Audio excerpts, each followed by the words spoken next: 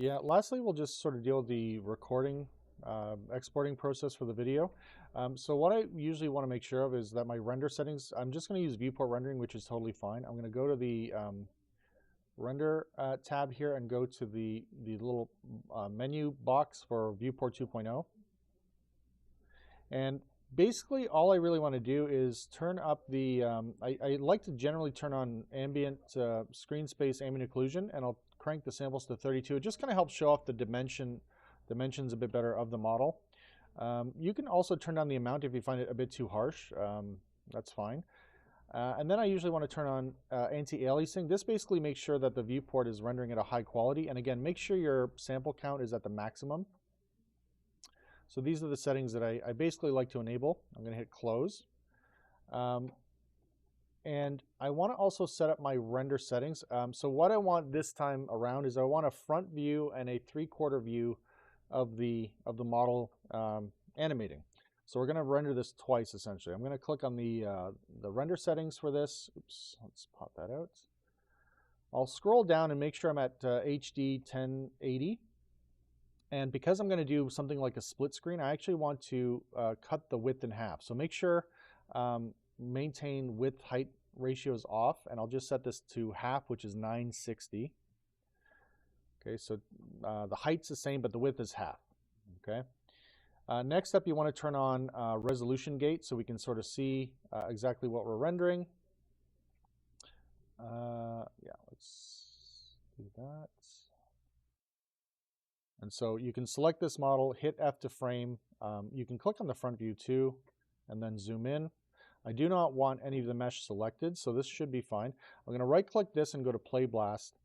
I've noticed people have issues sometimes with the formatting, and QuickTime has been removed, and there's no, unfortunately, H.264 codec for AVI. So I usually actually go with a just an uncompressed AVI is fine. I don't want you submitting an uncompressed AVI, but I want you to recompress it using Media Encoder. And in this case, because there's going to be two files, I'm going to basically merge them in Premiere and then export them as a single video.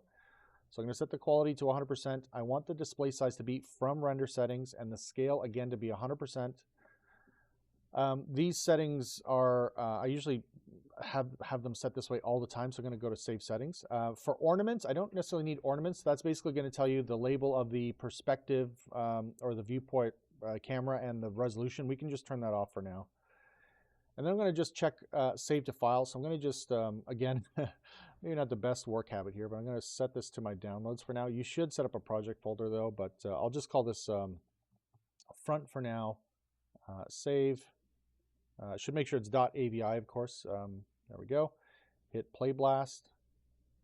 You just want to double check too. I usually will have to kind of check and make sure the render is done correctly. So once it's done, I'm going to pop it open here. Oops.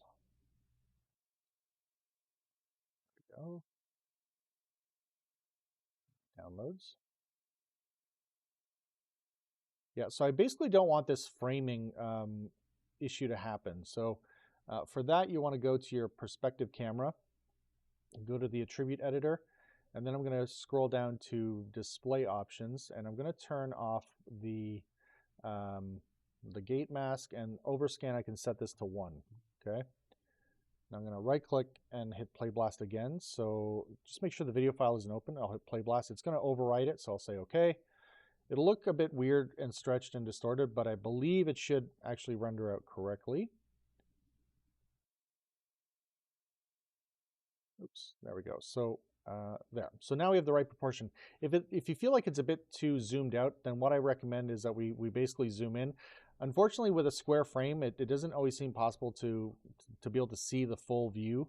I'm not exactly sure how to fix that, but it's something I'm noticing, at least with this square rendering. But I'll just Play Blast again here.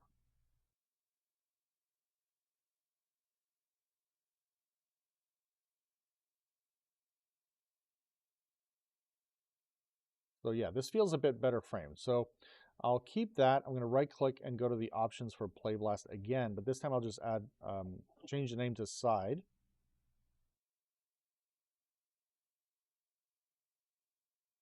And then I'll hit enter.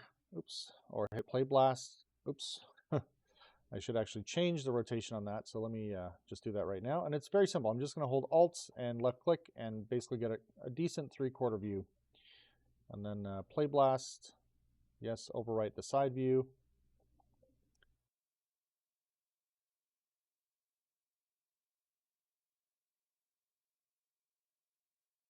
There we go. Okay, perfect. So I've got the 2 views rendered. I'm going to just launch Premiere. Okay, so I'm just going to go to New Project. Again, I'm not going to be super picky about naming and stuff. This is just a quick kind of way to export the video.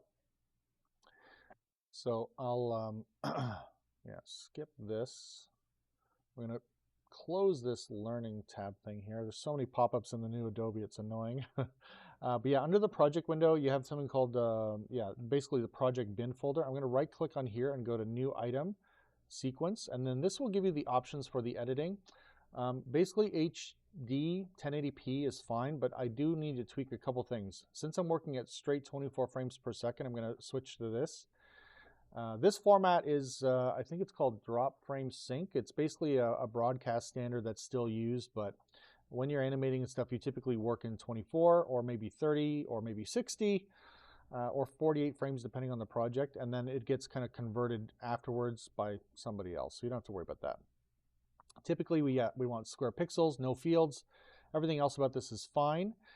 Usually I will turn on render maximum quality and maximum bit depth. It just means that you won't have any loss of quality or reduction in colors, and it'll use your graphics card to render faster. And typically most of you are using pretty good graphics cards, so that will help. And then next I'm going to right click and import, or you can just left click and drag from your files here, which I can also do. Just drag them in.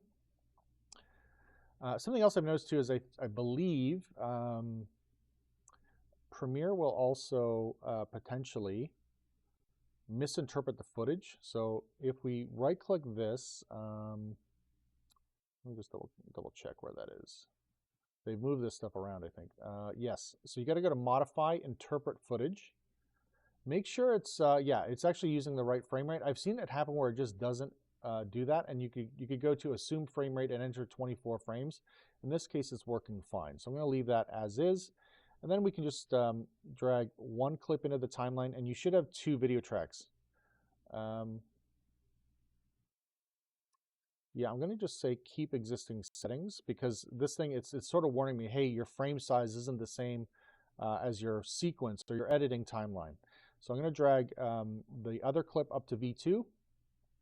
Again, I don't know why the new default layout for Premiere is this way. It's very awkward and sort of silly, but I'm going to go to, oh, where is it? Effects Control. So what that allows me to do is if I select a clip by left clicking on it, I have this thing called the Motion tab. So, you know, I can basically set the position of one of these right off to the side. 960, so that should be what? I think it's like, should be positioned at about 480 if I'm not mistaken. And then I'll take the other clip and basically go the other way. So it's basically 50% of this value, 960. So if you were to add that, it would be 1440, I think. Is that right? Yeah. So then you get a pretty good, basically setup for this thing. And let's just scrub the timeline. It's only about 10 seconds long. So if you play back now, we got this nice, simple, clean, right, render. Again, feel free to, you know, add some text or whatever if you want. I'm not too worried about that for the submission, but if you wanted something like this to add to a portfolio, then, you know, you can either save this properly and add text, or yeah. So for this, usually what I'll do is I want to go to the the project window in the lower left corner. I'm going to click on the sequence, go to File, Export, Send to Media Encoder, or there's a shortcut Alt-Shift-M. This gives you the best result, by the way, for actually outputting a compressed file. And if you're planning to upload to something like YouTube or Vimeo, I don't really recommend Vimeo anymore. It's kind of a dead or dying platform. But for YouTube, it has pre-built presets. So yeah, it's going to load the whole project in here. Basically getting it ready to render. And you've got, like I said, essentially a high quality YouTube 1080p preset. So yeah, if you click on this, this is the preset. So if you click on the downward arrow, there's H.264 is quite good. There's also a newer format. I don't know if they have it listed here, H.265. Yeah, YouTube Full HD is typically pretty good, or high quality HD. Either one of those will work great. I'll just probably go with YouTube for now. And then I'm going to click on, or sorry, go over to, if you click on the preset title, the name of it, instead of the downward arrow, it pops up some settings. So in this case, I don't have audio. I don't need audio. I'm going to just uncheck audio export. And again, I'm going to full screen this just so I can see. I want to make sure, yes, render maximum quality. And then I'm going to scroll down under video settings and just make sure, yeah, it's set to 24 frames per second. Progressive is also good. So all this is basically fine. And again, render at maximum depth, also a good idea. And then you can click on the title name, the output name, and again, locate it where you want to. I'll just call it lip sync stress test. Okay, save. Then I'll hit OK. And then there's a little green play button in the upper left corner. I'll hit on that, and it should output the video. Okay, so there's the finished lip sync. It's only 5 megabytes. If I double click it, full screen it, it should look pretty good, pretty high quality, and it looks excellent. The other nice thing about the media encoder is that it does give you fairly good results for a fairly small file size. So it's great when you have like clients, if you're freelancing, if you're doing outsourcing, or just, you know, maybe working independently with, you know, maybe some of your fellow classmates on a project. It makes it a bit lighter to work this way, because these files uncompressed, by the way, are 771 megabytes. They're huge when they're uncompressed AVI. So I usually delete those files when I'm done with them, just because I don't need to keep them. You know, I have basically everything in the Maya file. Okay, so I'll just close this. Yeah, close that. There, and then I can free up a bit of the hard drive space.